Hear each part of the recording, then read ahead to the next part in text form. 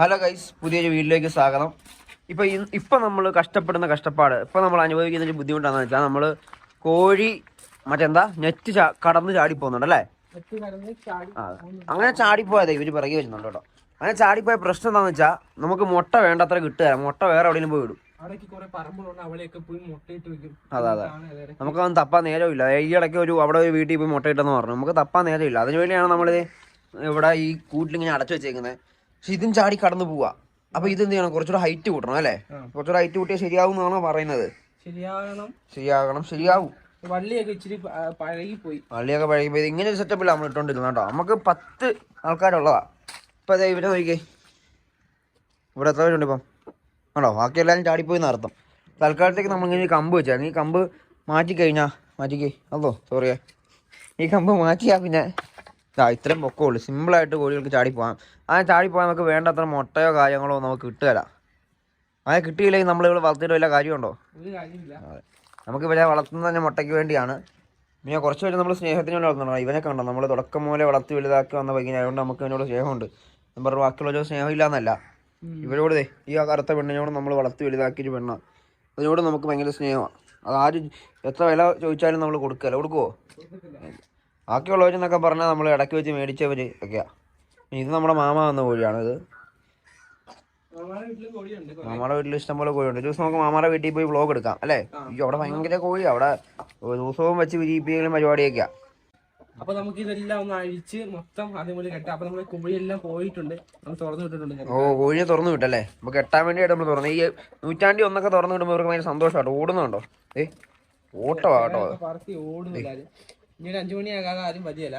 5 മണിയാവാതാരും വരികയും പരിസരത്തോട്ട് വരികയില്ല ആരും. നമുക്ക് ഇതൊന്ന് റെഡിയാക്കാം.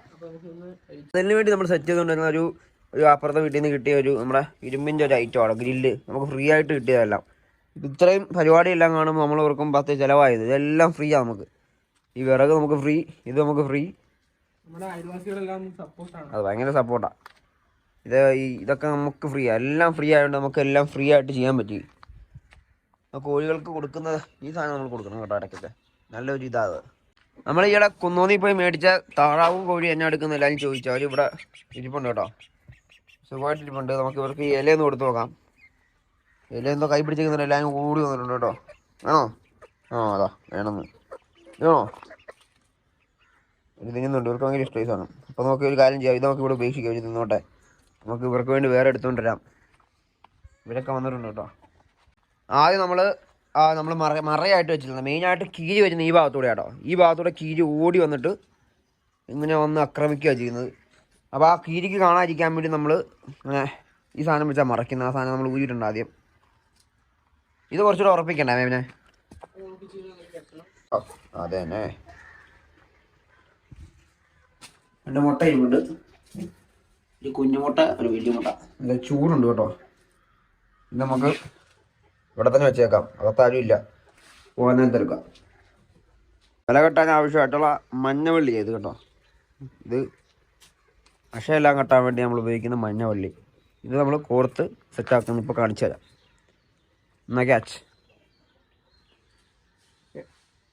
നമ്മൾ അതിനകത്തുള്ള ഇച്ചിരി പൊട്ടിയ വള്ളിയൊക്കെയാണ്. ഇത് പകുതി വെച്ച് നമ്മൾ പെട്ടെന്ന് വള്ളി ഇല്ലാത്തതുകൊണ്ട് പെട്ടെന്ന് ഒരു സാഹചര്യത്തിൽ കെട്ടിയതാണ്. അപ്പം ചല്ല വള്ളിയൊക്കെ കിട്ടിയത്. അതൊക്കെ നമ്മൾ ആവശ്യമില്ലാത്തൊക്കെ ഊരി കളയാം.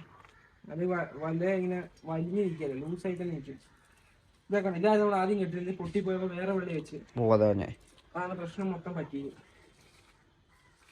ഈ കൂടിഞ്ഞ നെടുന്നൂണെന്ന് പറയുന്ന ഈ സാധനമാണ്. അപ്പോൾ ഇതായി നമുക്കൊന്ന് ഉറപ്പിക്കണം, എന്നാലേ കാര്യമുള്ളൂ അല്ലേ? ചിളക്കം ഉണ്ട് അതിന്. അപ്പം നെടുന്നൂട് റെഡി ആയിട്ടുണ്ട്. അതായത് ഇത്രയും പൊക്കമായിരുന്നു, ഇച്ചും കൂടി ഇത്രയും പൊക്കമായിട്ടുണ്ട് കേട്ടോ.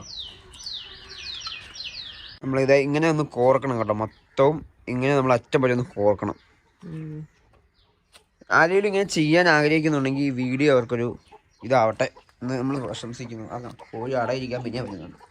അവിടെ നമ്മൾ അടയിരിക്കാൻ അനുവദിക്കുന്നില്ല.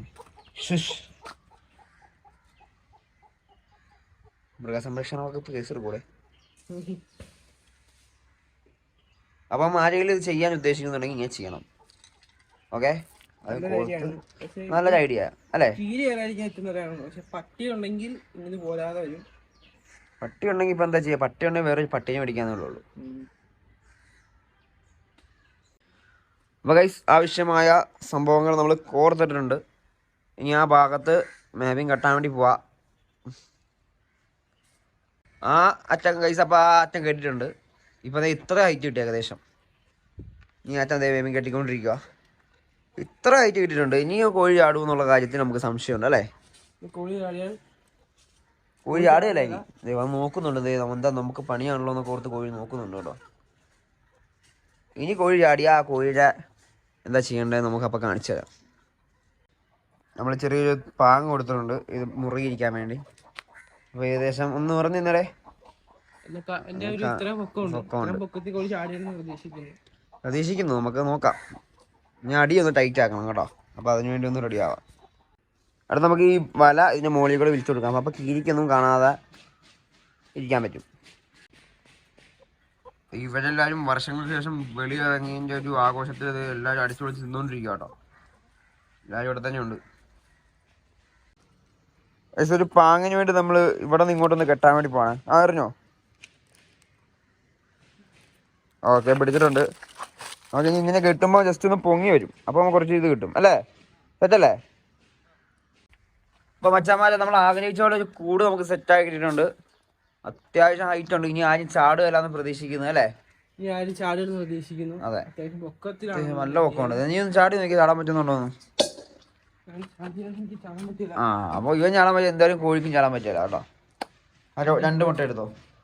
അതിനകത്ത് 2 മുട്ട ഇരിപ്പുണ്ട്. നമുക്ക് എടുക്കാൻ പോവാം.